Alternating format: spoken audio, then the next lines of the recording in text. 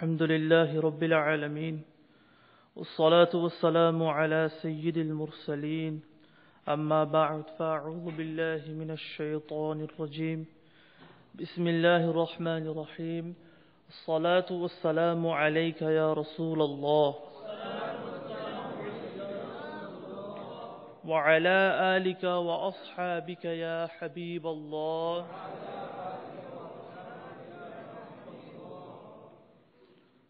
الصلاة والسلام عليك يا نبي الله وعلى آلك وأصحابك يا نور الله.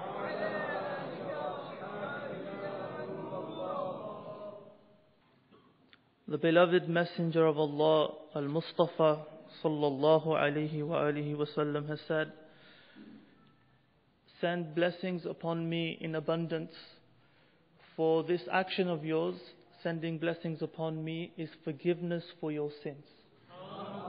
Sallu ala al-Habib sallallahu ta'ala ala Muhammad. And if we have not made this part of our daily routine, then let us make this intention that every single day, according to the guidance provided by Amir Dawat Islami, Abu Bilal Maulana Muhammad Ilyas Attar Qadari, Damat Barakatumul Aliyah, through the code of conduct that is described as the Madani In'amat. And alhamdulillah, many of you have seen the small booklets or the cards, that we will at least try to perform this virtuous act 313 times every single day, inshallah. Dear Islamic brothers, today I would like to share with you advice given by a scholarly figure, the student of Sahibul Hidayah. The book that, a risala or book that he wrote, Ta'alimul Muta'allim, Tariq al-Ta'allum, which basically, the meaning of which is teaching the student the manner of study, the way to study. In this particular book, he mentions various points about how a student of knowledge should make intentions before he begins, before he adopts this path of knowledge. During this process, when he is attaining sacred knowledge, which aspects of behavior he should be aware of, how he should behave, his relationship with his teacher, his relationship and attitude towards other students, how he should respect and honor knowledge, the people of knowledge, and all means of knowledge. And inshallah, I would like to share with you at random some points which will help us to understand the significance of sacred knowledge, and it will remind us of the fact that unfortunately we live in a day and age where we see a lot of people, not only are they deprived of this honor and privilege of gaining knowledge, they don't value it. They don't know what it really means. What the Prophet ﷺ said about this act of gaining sacred knowledge. How our noble ancestors, rahimahumullah, devoted their entire lives and their wealth to seek knowledge. They traveled from country to country, city to city, without any definite plans. Today we complain about our concerns that if we go to another city to study or another country, whether we'll have accommodation or not. How will we eat? How will we sleep? How will we stay? We worry about our living.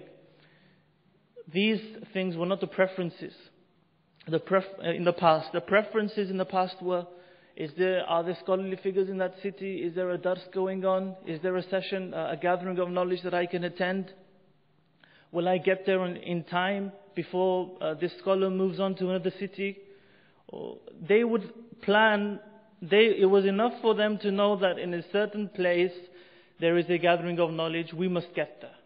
As far as everything else is concerned, that comes afterwards.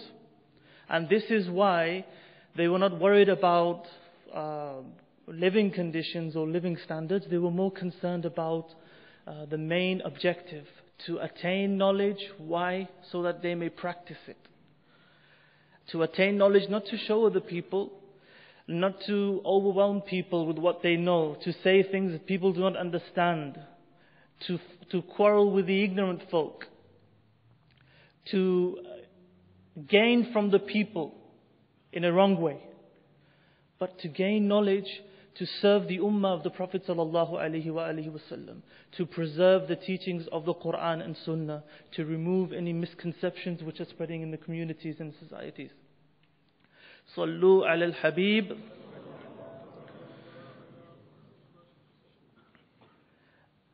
Before I continue, before I start mentioning some points, I would like to comment on a misconception that some people have.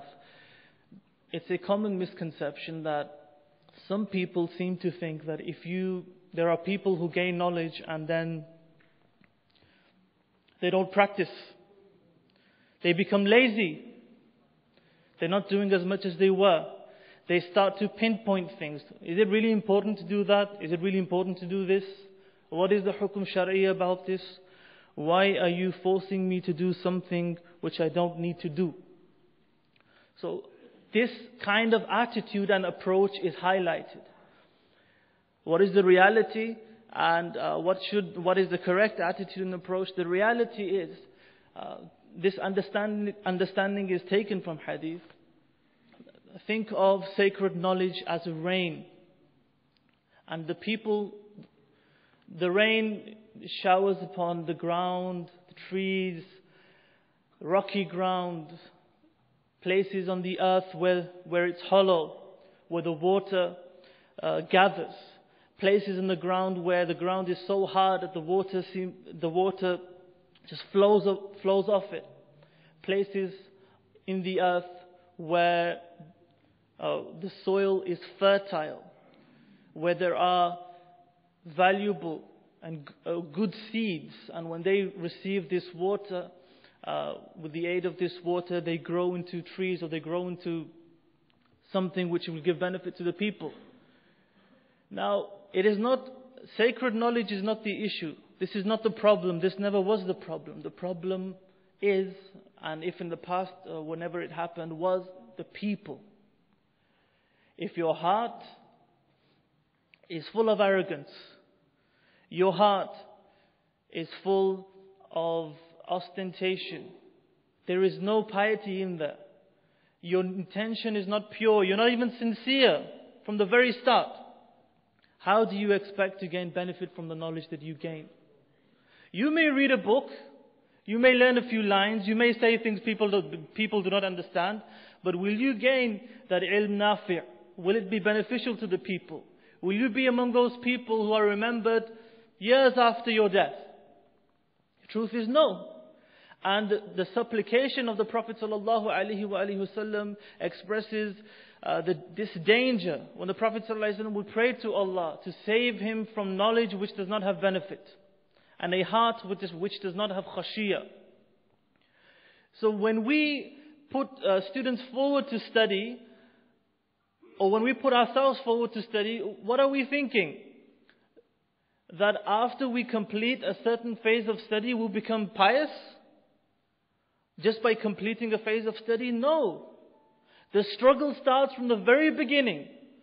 When you read your first book, and you read your first word, from that very beginning, from that beginning stage, you must be striving. You must be purifying yourself.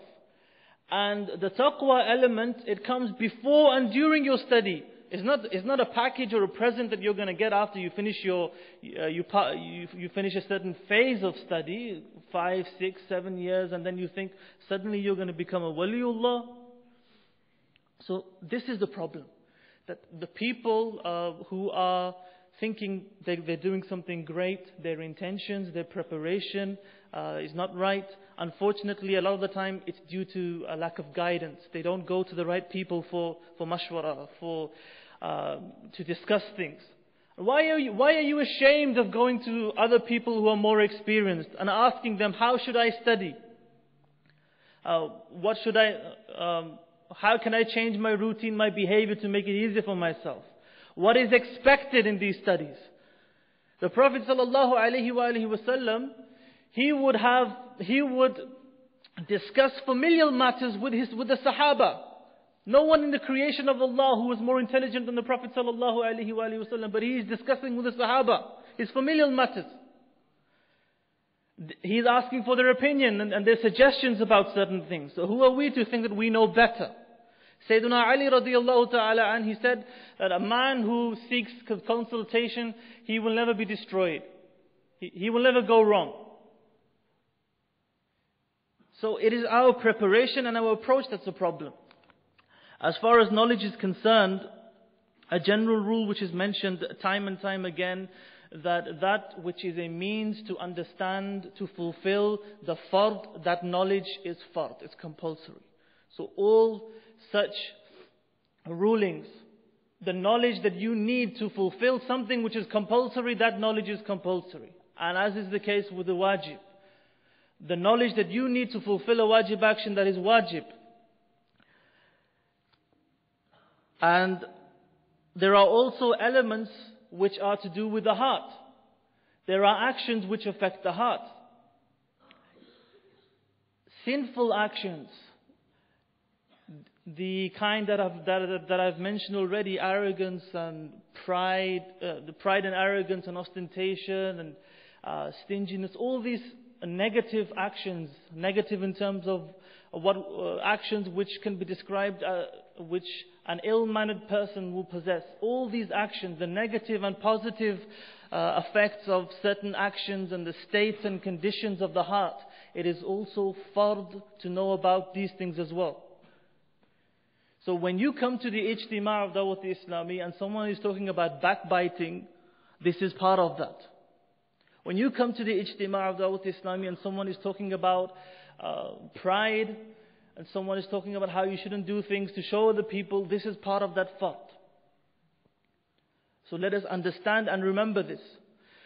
Also remember that it is knowledge which is the speciality of the human race, the human beings. There are many qualities which are good, but not special for humans. If you want to describe generosity, the animals are generous as well. You see a lioness who hunts and she gives food to the rest of her pride. You see acts of bravery in animals. But sacred knowledge is the special quality that gives sharaf, that gives elegance and respect and honor to the human being. And another reason why this knowledge is so important is through this knowledge you attain piety. You attain the fear of Allah Almighty. Knowledge, sacred knowledge is sacred knowledge because it is a means of amal, it is a means of practice. If you gain knowledge and you don't practice, Imam Al-Azam Abu Hanifa says, it's like knowledge without practice is like a body without a soul, lifeless. So the reality was that those who took this path of seeking knowledge should have been strict on this path of practice and adhering to that knowledge. As far as the need for this knowledge is concerned, the ulama say that knowledge which is needed on a daily basis, this can be likened to food that you eat every single day. So there are certain rulings which you are exposed to every single day, whether it's related to your salah or your wudu, your tahara, anything like that. Every single day you're involved in such actions. This kind of knowledge is likened to food. And then specific knowledge or more technical knowledge, this is likened to medicine. But you always need doctors in a community. If you have a whole community and there's not a single doctor, there's chaos when someone becomes ill. Illness is not something which is going to affect you every single day, generally speaking. But when you are affected by an illness, you need a doctor. So as far as knowledge is concerned, you need a scholar in every community. And this is what we learn from the Quran, that people should be sent forth to gain knowledge from every single community. We plan and we encourage and we are proud of certain people following certain careers and becoming successful in certain aspects of life in dunya. But have we ever encouraged and planned and motivated people to become leading figures in terms of sacred knowledge? How many people have we encouraged and motivated to become ulama? Have we ever intended to walk on this path ourselves? Now, as coming on to knowledge, knowledge is a quality the ulama describe. It's a quality that whoever possesses it, by means of this, he is able to understand the reality of anything he wants to learn or read about, or anything that he comes across. Through knowledge, this quality, he understands and he reaches the reality of it. As far as fiqh is concerned, Imam al-Azm Abu Hanifa says, مَعْرِفَةُ النَّفْسِ مَا لَهَا وَمَا عَلَيْهَا. That he describes fiqh in his own words. He says that it is to know what is beneficial for oneself and what isn't. And he expounds and he says that when one gains knowledge, it is to practice. And practice of this knowledge is to prefer the afterlife to this world. So all those things that give benefit to the person in this world and in the afterlife, he must know about them. And all those things which cause a loss in this world and the afterlife, he must avoid all these things. This is his opinion on fiqh. The Prophet ﷺ, talking about intention, he mentions how certain people perform certain good actions. Well, they think they are good actions, but because of the incorrect intention, those actions are not good anymore. They become actions for dunya. And there are some actions which people may not consider to be an act of piety, but because of the intention behind it, that action becomes rewarding and is described as a pious action. So what is our intention when we decide to gain knowledge? Our intention should be to please Allah Almighty, to serve the religion, to preserve the sunnah, for amrun bil ma'ruf, to command the good and condemn the evil, to be humble before Allah Almighty, to be affected by the state of piety. If this is not these things are not part of our intention, then we have a lot of things to worry about. Imam Azam says that he who gained knowledge for the afterlife, he has gained excellence from guidance. And then he talks about dunya, and he says dunya is the most worthless of things. It has no value whatsoever. And the person who follows this dunya, who desires this world, he is the most humiliated person, because he is desiring something which has no value as far as Allah is concerned and His Messenger Azza wa Jalla wa sallallahu alayhi wa sallam. Our attitude towards knowledge and the people of knowledge. I would like to mention a few things which will help us to understand this. Before that, the elements, the factors which affect how one gains knowledge. There are certain things which are needed, and some ulama, they give it in 6 points. They say 6 characteristics are needed for a person who will gain knowledge. 1, intelligence. He doesn't have to be, have superhuman intelligence, an IQ level that's unique. Intelligence in the sense of he can understand, he can follow simple instructions, and through following simple instructions, he can tackle and understand more challenging concepts. Nothing amazing or unique needed here. Second thing, the wording I use is the translation greed for knowledge. Now, the word greed is used to emphasize as an expression that craving idea. Not that I want to study, I really want to study. I won't do anything else. This is what I want to do. This is my focus in life. People who are greedy for wealth, They can't go to sleep at night because they're thinking, okay, how can I get more? How can I get more? How can I get more? Or people who are affected by any type of greed, it overwhelms their mind. So one who wants to gain knowledge, this becomes his focus. He is only affected by this purpose. I need to gain knowledge. Day and night, day and night. He's having sleepless nights because he's reading a book and he falls asleep while he's reading that book and his head drops into the book. That is the kind of enthusiasm that is needed. Not, I want to study, but I can only study for 2 hours. I can only give an hour a day. And then I have college, university work to do. I've got to work as well. I've got to go here and there. If I get time, maybe before I go to bed, I'll read something. Do you think sacred knowledge is a bedtime story? We have to be serious about this.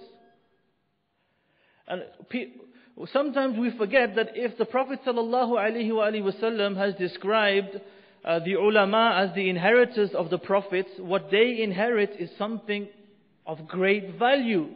When you work in this world, you work so hard for a good earning, for a good income. You have to put the hours in. You have to put the effort in. Do you think you're going to gain something as valuable as sacred knowledge by being lazy? By giving this bedtime kind of time or an hour a day kind of attitude? If you have to work so hard to gain dunya, you have to work harder to gain this which is better. There's no match, there's no comparison, which is special and valuable and significant. Respect and reverence and admiration for knowledge and the people of knowledge. It is said, مَا وَصَلَ مَنْ وَصَلَ إِلَّا بِالْحُرْمَةِ وَمَا سَقَطَ مَنْ سَقَطَ إِلَّا بِتَرْكِ الْحُرْمَةِ. That he who attained anything, attained it only because of respect. And he who lost anything, he lost it only due to the absence of respect. And another famous saying, Al-Hurmatu khayru min at-ta'a. That respect is better than obedience. And the ulama explain this. They say that if you perform certain sinful actions, it's a sin obviously, but it's not, generally speaking, not kufr. You will not leave the fold of Islam. But the very same action, if you do it with the intention of trivializing that aspect of religion, with this feeling of tahqir, you belittle it, now it becomes kufr. So you did not respect it, it's kufr. You did the wrong thing, that was wrong, it's a sin. But you expressed disrespect towards it and you trivialized it, now you've lost your iman. This is why this is said. Respect is so important. And I want you to compare in your minds. Many of you were born and brought up in this country. The kind of respect that is acceptable in this society and in this community, in this culture in the West, and the kind of respect that is defined by Islam, the correct Islamic etiquette. Compare them. I will mention a few things. Some of you may be shocked. Some of you may not be. You may think this is too much. This is too much. How can you behave like this towards someone? So I want to prepare you mentally before I mention anything. The ulama say that to respect the teacher, the muallim, this is also respect for sacred knowledge. Sayyiduna Ali radiyallahu ta'ala an said that he who taught me a single letter, I am his slave. If he wants, he may free me. If he wants, he may free me. If he wants, he may sell me. If he wants, I may remain his slave. I may remain his slave. Sayyiduna Ali is saying this. And the ulama say that if you want your children to become scholars, then you should serve the poor fuqaha. The poor scholarly folk, you should serve them and care for them. That doesn't just mean you give them money. That means the way you behave towards them. You give them respect, you serve them. And they say that through this, the blessings of this, if your son does not become a scholar, your grandson will indeed become a scholar. And they say this with great emphasis. It's not just a qawl that's just something rare. This is mentioned with great emphasis, and you can try it for yourselves. Serve the poor fuqaha, your son or your grandsons will become scholars. And how should a student behave towards his teacher? When he shouldn't walk in front of his teacher, he shouldn't sit in his teacher's seat. He should not speak in the presence of his teacher. When he wants to speak, he seeks the permission of his teacher. And when he is given permission to speak, he does not speak too much. Because that is against the adab. That is disrespectful as well. And not only this, we talk about, I'm just going slightly higher and higher now. When he goes to the teacher, he's waiting for the teacher. He does not knock on the teacher's door. He waits outside until the teacher comes out himself. And this Sahibul Hidayah, he mentions, because it's his student who's writing the book. He says, our teacher, he mentioned an account of one of the imams, the great A'imma of Bukhara. One imam was sitting in a gathering of knowledge, and during this gathering of knowledge, he kept on standing up. He would stand up, sit down, stand up, sit down, stand up, sit down. And the people were surprised, what is the Shaykh doing? He's a great imam and he's behaving in a strange way. And they said to him, why are you doing this? And then the imam said that while I was sitting here, my teacher's son, he was playing in the alley, and each time he would come in my direction, I would get up to honor him. And then he would carry on playing. He was playing, and he would go far away, and then he would come closer again. I would stand up again. Now, this is something that we find very difficult to understand, because we've been brought up in a culture where it's enough that you don't answer back to the teacher. You don't say anything negative about the teacher. Just listen to the teacher. That's enough. Here, from the Islamic perspective, you become a servant. You present yourself to the teacher. And I'm coming to this, due to lack of time, I'm having to summarize. So much to be said.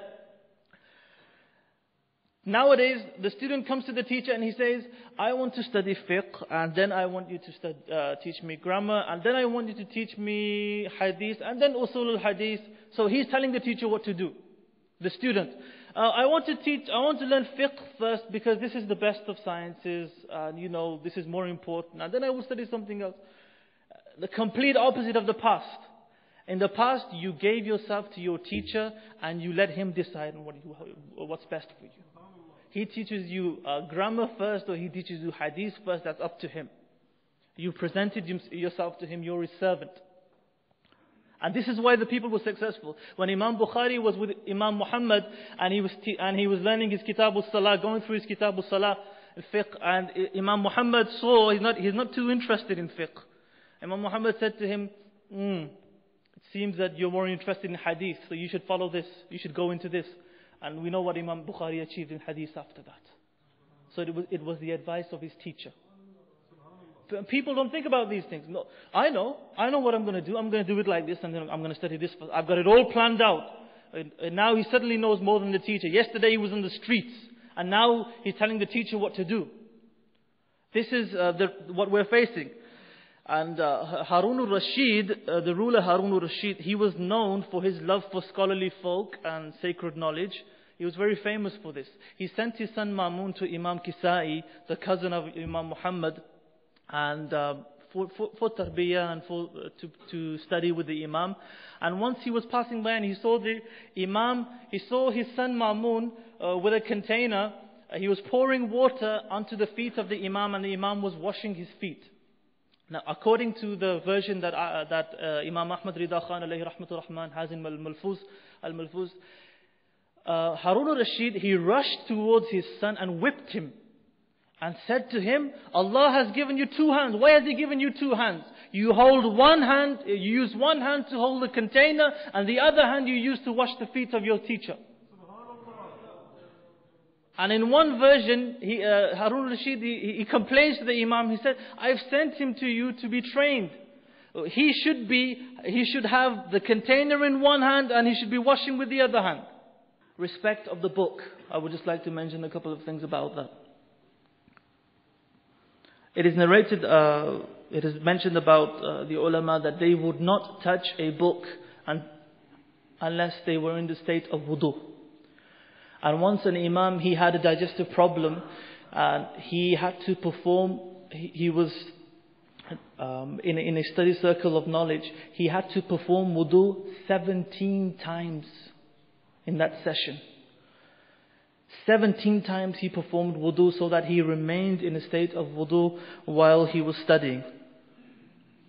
And our ancestors, rahimahumullah, they say it's because ilm, sacred knowledge is nur, it is light. Wudu, this is also light.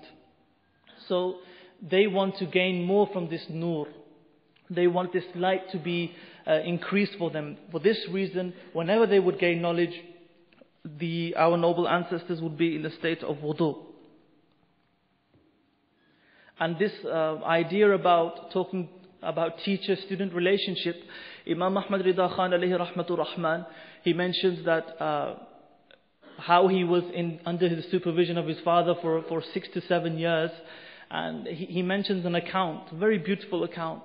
He says that once I put a lot of work into a very subtle hukum. It was a very difficult ruling, and I put a lot of research into it. I did a lot of studying and reading around, and I wrote 8 pages just about that one hukum. And he said, then my father came, and my father just said one sentence, and that one sentence was better than those 8 pages that I wrote. He said, as soon as he said that one sentence, I put those 8 pages to one side. And this is what a teacher can give to a student.